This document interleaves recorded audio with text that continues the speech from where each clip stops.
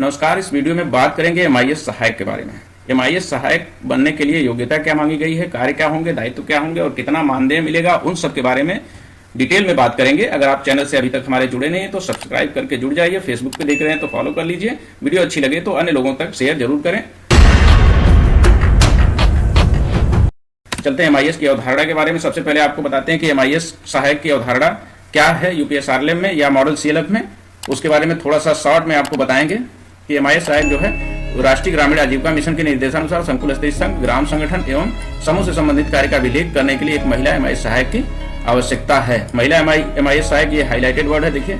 इसके लिए यानी कोई पुरुष आवेदन नहीं कर सकते हैं, ठीक है। जिनका चयन एवं क्षमतावर्धन संकुल स्तरीय संघ में प्रस्तावित करना है, यानी इनका चयन संकुल स्तरीय संघ करेगा, क्षमतावर्धन भी संकुल स्तरीय संघ ही करेगा। यूपीएसआरएलएम सिर्फ गाइडलाइन दे देगा। एमआईएस सहायक संकुल स्तरीय संघ के डेटाबेस प्रबंधन प्रणाली एवं सूचना तंत्र वे सुचारू रूप से लागू करने के लिए संकुल स्तरीय संघ में एवं उसके सदस्य ग्राम संगठनों में महिला समूह से समय डाटा प्रविष्टि सुनिश्चित करने का कार्य एमआईएस सहायक का होगा। इसलिए एमआईएस सहायक जरूरी है। ये पद एमआईएस सहायक को संकुल स्तरीय संघ के कार्यकारिणी समिति के समक्ष मासिक, त्रैमासिक और वार्षिक बैठकों में एमआईएस संबंधित आवश्यक रिपोर्ट को समय पर उपलब्ध कराई जानी चाहिए। एमआईएस सहायक जो है संकुल स्तरीय संघ की जो है मासिक, त्रैमासिक और वार्षिक बैठकें होती है, उसमें एमआईएस संबंधित सभी रिपोर्टें तैयार करके देती हैं, जो संकुल स्तरीय संघ के दिन प्रतिदिन के एमआईएस का कार्य देखरेख और निगरानी करेंगे। एमआईएस सहायक जो है सीएलएफ के प्रतिदिन के कार्य की निगरानी करेंगे, देखरेख करेंगे और वह मॉडल संकुल स्तरीय संघ के प्रबंधक को रिपोर्ट करेंगे। एमआईएस सहायक जो है सीएलएफ के मैनेजर को रिपोर्ट करेंगी और सीएलएफ के सचिव के प्रति जवाबदेह होंगी। जो सीएलएफ होगा उसके सचिव के प्रति जवाबदेह होंगी। एमआईएस सहायक राष्ट्रीय ग्रामीण आजीविका मिशन द्वारा प्रस्तावित आदर्श संकुल स्तरीय संघ के नया कैडर है। एमआईएस सहायक का कैडर जो है, जैसे कि मॉडल सीएलएफ में प्रबंधक का एक नया कैडर सृजित किया गया है, लेखाकार नया कैडर है, वैसे ही एमआईएस सहायक भी नया कैडर है, ठीक है। इसकी तैनाती भी संकुल स्तरीय संघ में होगी और इनके सारे भुगतान, कार्य संबंधी भुगतान वो एमआईएस सहायक को जो होगा वो उनका मॉडल सीएलएफ ही करेगा। चलते हैं अगले पेज पे। अब बात करते हैं एमआईएस सहायक बनने के लिए योग्यता क्या निर्धारित की गई है। वो योग्यता आपके पास होनी चाहिए, तभी आप एमआईएस सहायक के लिए आवेदन कर सकती हैं या एमआईएस सहायक चुनी जा सकती हैं। तो नंबर 1 पे योग्यता क्या मांगी गई है कि एमआईएस सहायक अनिवार्य रूप से महिला होनी चाहिए। पुरुष इसके लिए आवेदन नहीं कर सकेंगे, वो योग्य नहीं होंगे, ठीक है। इस पद के लिए उत्तर प्रदेश राज्य ग्रामीण आजीविका मिशन महिला समूह के सदस्य को प्राथमिकता दी जाएगी। महिला समूह को प्राथमिकता दी जाएगी जो यूपीएसआरएलएम द्वारा गठित समूहों से जुड़ी होंगी, ठीक है। पढ़ाई लिखाई कितनी होनी चाहिए एमआईएस सहायक बनने के लिए? 12 पास होना चाहिए कम से कम, ठीक। हिंदी पढ़ने लिखने का ज्ञान होना चाहिए। की पॉइंट हाईलाइट करते जाते हैं, आप देख लीजिए।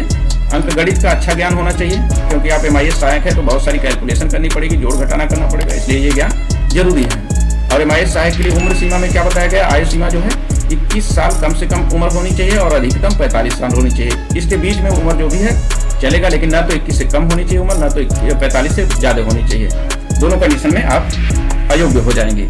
21 से कम है तो भी, 45 से ज्यादा है तो भी, इसके बीच में है तो आप योग्य हैं एमआईएस सहायक बनने के।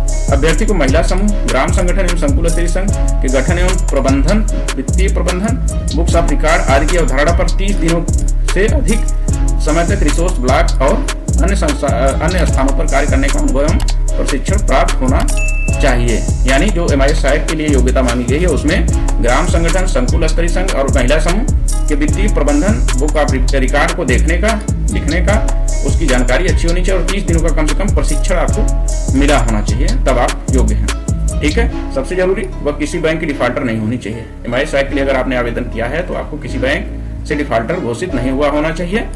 अभ्यर्थी के पास स्मार्टफोन होना चाहिए। जो आवेदन कर रहे हैं एमआईएस सहायक के लिए उनके पास स्मार्टफोन होना चाहिए और उसमें कार्य करने में दक्ष होना चाहिए। स्मार्टफोन पे आपको कार्य करना आना चाहिए, यानी स्मार्टफोन अच्छे से चला सकती हैं, उस पर काम कर सकती हैं, ठीक है। ये जो योग्यता दी गई, अभ्यर्थी को संकुल स्तरीय संघ से संबंधित गाँव में यात्रा, ये है गाँव में यात्रा करना होगा, ग्राम संगठन की मीटिंग में जाना होगा, एक्सपोजर मीटिंग के लिए आपको बाहर भी जाना पड़ सकता है। ये सीएलएफ मैनेजर के लिए भी योग्यता में कॉमन था और लेखाकार में भी ये मांगा गया था, तो एमआईएस सहायक में भी ये मांगा गया है। दोनों वीडियो में हमने बताया, तो वहां से भी आप देख सकते हैं, ठीक है। वो भी लिंक, वो भी वीडियो इसी चैनल पे पड़ा हुआ है। आप सर्च करेंगे @प्रदीप BS कुमार, तो वो वीडियो आपको हमारी वीडियो गैलरी में मिल जाएगा, वहां से आप देख सकते हैं। संस्था से क्या है, एमआईएस सहायक के पास भारत सरकार अथवा राज्य सरकार द्वारा पंजीकृत संस्था से, यानी किसी पंजीकृत संस्था से 6 महीने का कंप्यूटर कोर्स आपको किए जाने का सर्टिफाइड होना चाहिए। आपके पास 6 महीने का कोर्स का सर्टिफिकेट है तो आप आवेदन कर सकती हैं। और 6 महीने का अगर आपने कोर्स किया होगा तो आपको ये माइक्रोसॉफ्ट ऑफिस या को संचालित करने का पूरा ज्ञान होगा, कंप्यूटर में रिपोर्ट तैयार करने का भी पूरा ज्ञान होगा। ये योग्यता में मांगा गया है, लेकिन आप जैसे 6 महीने का कोर्स करती हैं तो उसमें बेसिक में सब कुछ सिखाया जाता है। ठीक है।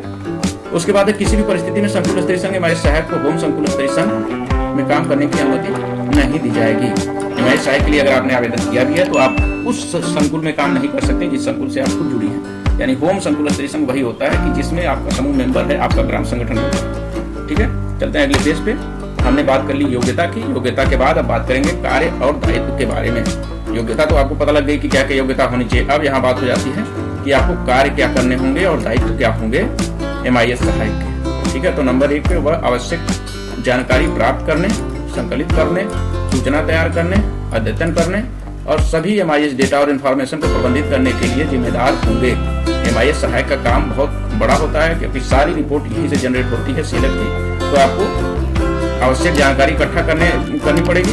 ठीक है। संकलित करनी पड़ेगी उसको क्रमबद्ध तरीके से, ताकि किसी को डाटा वो दिखाया जा सके, वो रिपोर्ट, तो वो आसानी से CLF के बारे में समझ सके। सूचना तैयार करनी होगी CLF संबंधी और अद्यतन करना होगा, उसका एनालिसिस करना होगा कि क्या डिटेल है, क्या डाटा है। ठीक है। और सभी MIS डेटा और इन्फॉर्मेशन को प्रबंधित करने के लिए जिम्मेदार MIS सहायक ही होंगे। ठीक है। संकुल स्तरीय संघ की बैठकों के लिए वित्तीय और आर्थिक डेटा विश्लेषण एवं आंतरिक रिपोर्ट तैयार करने की जिम्मेदारी MIS सहायक के पास होती है। वो कार्य आपको करना पड़ेगा। उत्तर प्रदेश ग्रामीण आजीविका मिशन, संकुल स्तरीय संघ के शासी निकाय और बैंक को समय समय पर MIS रिपोर्ट प्रेषित करने के लिए भी जिम्मेदार होंगी MIS सहायक। ये कार्य भी उन्हीं का होगा। संकुल स्तरीय संघ को सुचारू रूप से चलाने में CLF प्रबंधन की मदद करेंगी। MIS सहायक के रूप में अगर आप नियुक्त होंगी तो सारा डेटा आपके पास होगा। क्या उसके CLF के क्या कमजोरियां हैं, क्या स्ट्रेंथ है, मजबूती क्या है, क्या मौके हैं, यानी पूरा SWOT एनालिसिस डाटाबेस पे होता है। तो आपको वो डाटाबेस तैयार करके SWOT एनालिसिस करने में CLF मैनेजर की मदद भी करनी होगी। और ये सब अगर आप करती हैं तो उसके बाद आपको इसके एवज में मानदेय क्या मिलेगा वो भी गाइडलाइन में दिया गया है। ठीक है। इस डाटा में अभी तक जो UPSRLM की वेबसाइट पे दिया गया है वही डाटा हम आपको बता रहे हैं। इस डाटा में बदलाव कभी भी हो सकता है UPSRLM की गाइडलाइन के अनुसार और आपके CLF की गाइडलाइन के अनुसार। अभी तक जो डाटा उससे हम बात करते हैं, तो जो अभी वेबसाइट पे डाटा दिया गया है कि CLF में जो MIS सहायक होंगे उनको मानदेय क्या मिलेगा। तो आप देखिए CLF balance sheet value in last financial year, balance sheet value पे ही आपको मानदेय मिलेगा। ठीक है। और लास्ट फाइनेंशियल ईयर की जो बैलेंस शीट होगी आपके CLF की उसी पे निर्धारित करेगा आपका मानदेय। अगर 1 करोड़ तक आपकी CLF की बैलेंस शीट है तो 5,000 रुपए पर मंथ मिलेगा। ये मंथली रेम्युनरेशन है। 1 करोड़ तक की CLF की बैलेंस शीट है तो 5,000 रुपए पर मंथ मिलेगा। 1 करोड़ से 2 करोड़ के बीच में CLF की बैलेंस शीट है तो 6,000 मिलेगा। 2 करोड़ से 5 करोड़ के बीच की बैलेंस शीट होगी आपके CLF की तो 7,000 मिलेगा पर मंथ। और 5 करोड़ से ज्यादा की बैलेंस शीट अगर आपके CLF की होगी तो आपका मानदेय जो होगा वो 8,000 तक का मानदेय आपको मिलेगा। तो ये पूरी तरीके से आपको MIS सहायक संबंधी डिटेल इस वीडियो में मिल गई है। यानी इसमें हमने आपको बता दिया है कि MIS सहायक की अवधारणा क्या है CLF में, उनका कार्य क्या होगा, दायित्व क्या होगा, उनकी योग्यता क्या होगी और मानदेय कितना मिलेगा, सबके बारे में हमने डिटेल में बात कर ली है। आजीविका संबंधी अन्य जानकारी अगर आपको चाहिए तो हमारा चैनल, यहाँ से ये सब्सक्राइब वाला बटन आपको दिख रहा है। ठीक है। सब्सक्राइब बटन पे आप क्लिक कर लीजिए, चैनल से जुड़ जाएंगे तो आपको आजीविका संबंधी सारी वीडियो समय पर मिलती रहेंगी। पूरा वीडियो देखने के लिए धन्यवाद।